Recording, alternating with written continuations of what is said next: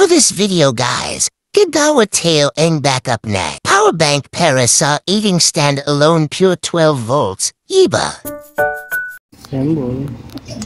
I-manual balance lang na natin takal-ikot, 2 days.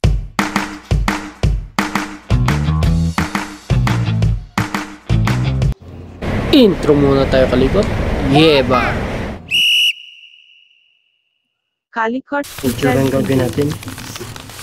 6 to. Ganyan itsura. Not 6 tapos 6 na screw. Sa kabila, ganun din. So, ditikitan na natin yun. Ito, hanggang dito lang ang topping niya. 6, tapos itong 6. Pagtapos, lagyan ang tabbing wire na to S6 piat. Isinabang na magkahiwalay. Nakabitan natin ang dulo. Hindi nakadugtong. Saka ito, pag inikot yan, hindi dapat umikot yung ilalim. Mga mahigpit yan.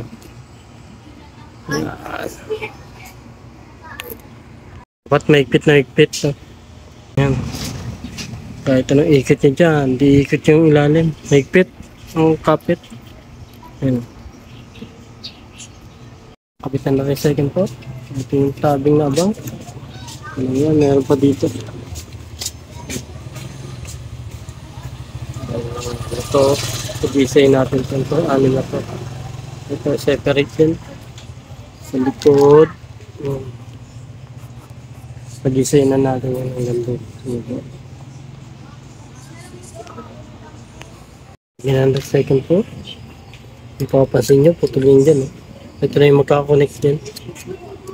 Ito yung magiging negative side niya. Screw. Nut itong dinugtong natin. Ito naman yung nut. Nut sabay naging screw. Positive yan. Tapos kung papapansin nyo, yan, di pa natin dinugtong yun sa dulo. Safety natin yan. Kung magkamali, magkadikit na. Hindi pa connected. Pagdudugtungin na.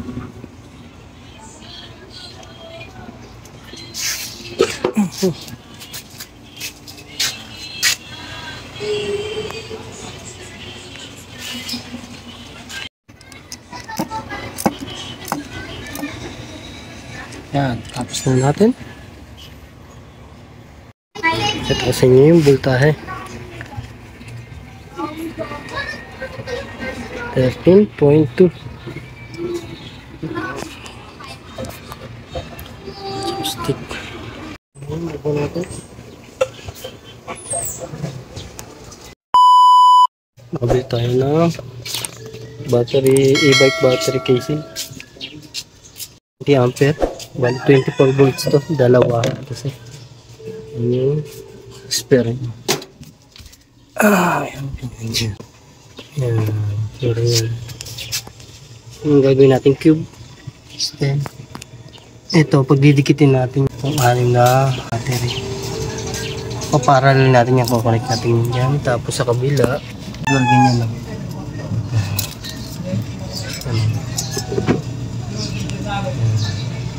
Ano magiging output niya. Ito yung positive, ito yung negative. Sa gitna, ay may abang.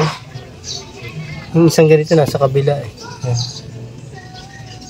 Bali ito, 3 volts, 6 volts, 9 volts, 12 volts yung output. Pag ganyan yung payo.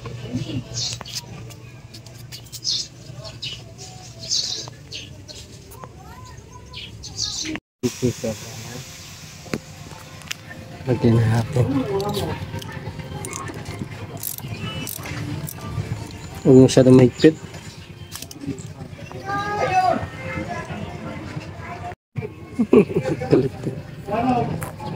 Tanggal dyan.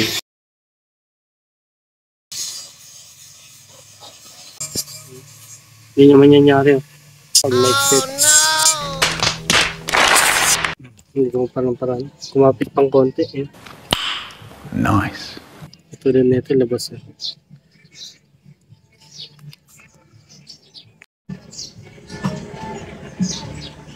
Saan natin?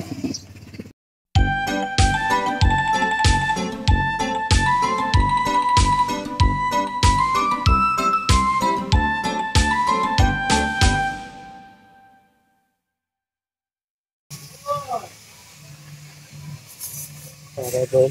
At yung battery ko.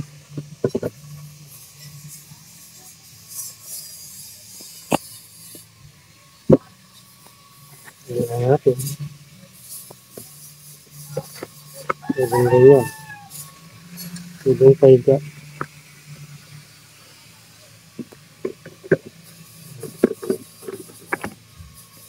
Ayos. Pit na pit yan.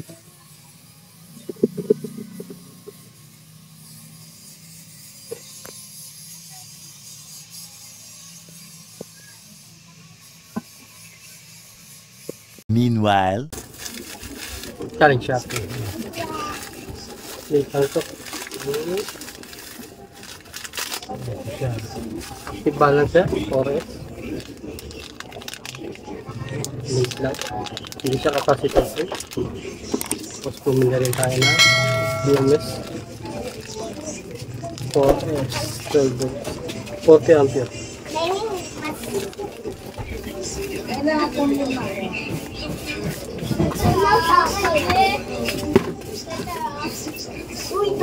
Later.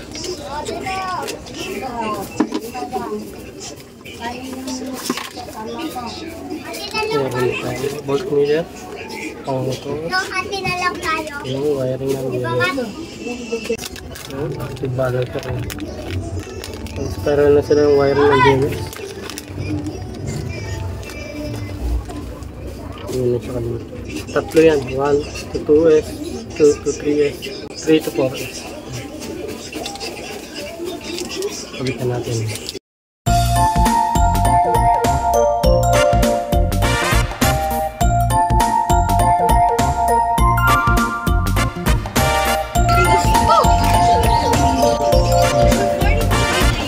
Natin yung mga neutral. Natin lahat. Yung lahat ng neutral. Pati sa voltmeter. Natin pag-inang. Yung abang. Tatanggalin na natin. Nabang lang natin yan. Papasok lang natin. Ang gagana. Tapos na. Ilagyan natin ng mga glue stick. Cut glue. Ayusin natin yung terminal. Natin ng masking tape to. Delikado yan. Yan. Nasecure na natin. Hanggang lang. Pinakipan lang natin. Baka dumikit. Sa likod niya. Ang output niya ay 13.25. Lalaro. Ito na yung pinakatakip niya. Ito. Idikit lang natin siya dito sa ating positive niya. Screw lang. Tapos ito puputulin na lang natin. Idikit natin sa negative natin. Kabit na natin positive. Negative na lang. Saan na natin?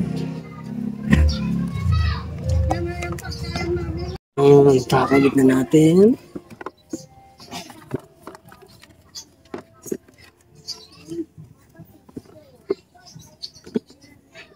Yan. Screw na lang. Yung portable power station, 12 volts, 36 AH.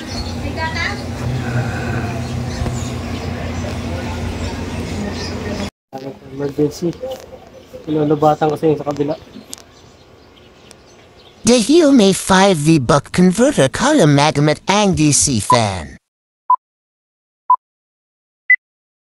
Sabay lipat naman natin sa LiPo port. Third solution. Ito yung voltage. 13.6. Salamat muli Kalikot sa panonood. Na ilan na blink yan? Ano yan? Internet po yan. Ibig sabihin niya nagana siya. The ends.